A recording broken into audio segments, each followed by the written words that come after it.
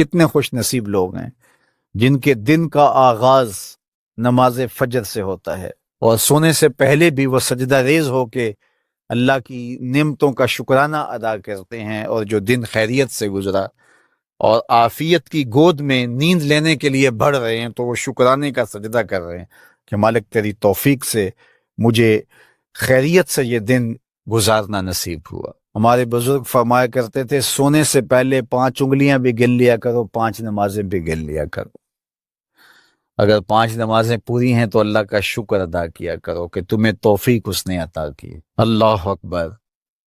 حضور علیہ السلام نے کچھ لوگوں کو دیکھا معراج کی شب کہ ان کے سر پتھروں سے کوٹے جا رہے ہیں، کچلے جانے کے بعد پھر دوبارہ سر صحیح کر دیے جاتے ہیں، پھر پتھروں سے ان کے سر کوٹے جاتے ہیں، ریزہ ریزہ ہو جاتے ہیں، پھر دوبارہ ان کے سر صحیح کر دیے جاتے ہیں۔ جبریل امین نے کہا حضور یہ آپ کی امت کے وہ لوگ ہیں جو نماز میں کاہلی کیا کرتے تھے، نماز میں سستی کیا کرتے، نماز پر بوجھ تھا کہ یہ وقت ہو گیا ہے اب پڑھنی پڑے گی، دیر کرتے رہتے، پہلے پڑھنا نہیں چاہتے تھے، اگر پڑھنی پڑھ بھی جاتی تو پھر نماز کی وجہ سے ان کے سر بوجھل رہتے تھے۔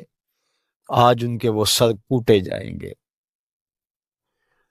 نوجوانوں بالخصوص میں آپ سے مخاطب ہوں، ماں باپ کو زور نہ لگانا پڑے، آپ کی منتیں نہ کرنی پڑیں، آپ کے ترلے نہ کرنے پڑیں، آپ کو جھڑکنا نہ پڑے، جب حیا علی الصلاح کی آواز آئے تم بستر سے چھلانگ لگا کے اٹھ جاؤ کہ میرے رب کا بلاوا ہے میرے نام۔ میسج ہے، طلباء سے کہوں گا کہ استاد کو بیدار نہ کرنا پڑے تمہیں، جب اذان کی صدا آئے تو خود اٹھ کر کے مصلی پہ آ کے بیٹھ جاؤ کہ میرے رب کا بلاوا میرے نام آیا ہے۔ اپنے ہم عمر لوگوں سے کہوں گا طبیعت کی کمزوریوں کے باوجود رب کے بلاوے پہ مصلی پہ بیٹھ جاؤ۔ نماز کا چھٹکارا نہیں ہے، رستگاری نہیں ہے۔ زکوٰۃ نصاب پہ واجب ہوتی ہے، حج استطاعت پہ واجب ہوتا ہے، روزہ صحت کے ساتھ مشروط ہے، اگر شیخ فانی ہے یا ایسی بیماری ہے روزہ نہیں رکھ سکتا فدیہ دے دے۔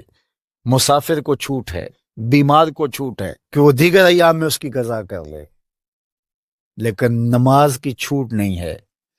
بیمار ہے تب بھی پڑھے گا، صحت مند ہے تب بھی پڑھے گا، حضر میں ہے تب بھی پڑھے گا، سفر میں ہے تب بھی پڑھے گا۔ بالغ کے اوپر نماز کی کسی صورت میں بھی رخصت نہیں ہے۔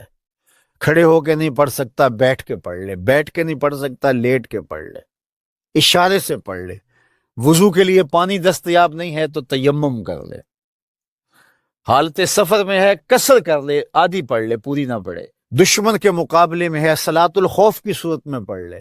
یہ نماز کا مسئلہ ہے، اتنی اہم نماز ہے۔ تو جن کے سر بوجھل رہے نماز سے، سردیوں میں ہوتا ہے اوپر نیچے نمازیں آ رہی ہوتی ہیں، ابھی عصر پڑھ کے گھر پہنچے تو پھر مغرب کی آ گئی، مغرب گھر کے پہنچے تو پھر عشاء کی آ گئی، تو کئی لوگ کہتے ہیں اے تو مولویاں نے آت چکی ایک، ابھی تو پڑھ کے آئے ہیں۔ تو کیوں شوق نہیں ہے تمہیں؟ ایک نماز کے بعد وہیں بیٹھ کے دوسری نماز کے انتظار میں مسجد میں قیام کرنے والا، اللہ اکبر، فرشتے ناز برداریاں کرتے ہیں۔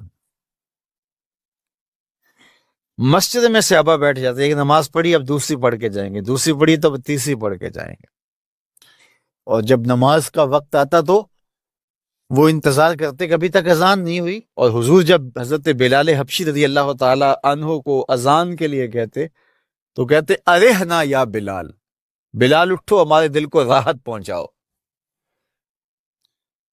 آنکھوں کی ٹھنڈک قرار دیا نا نماز کو، جعلت قرۃ عینی فی الصلاۃ، میری آنکھوں کی ٹھنڈک نماز میں رکھی گئی۔ تو یہ دل کا قرار ہے، راحت قلب محمد ہے صلی اللہ وآلہ وسلم۔ اللہ اکبر، یہ معراج کا تحفہ خاص ہے جو ہمیں نصیب ہوا۔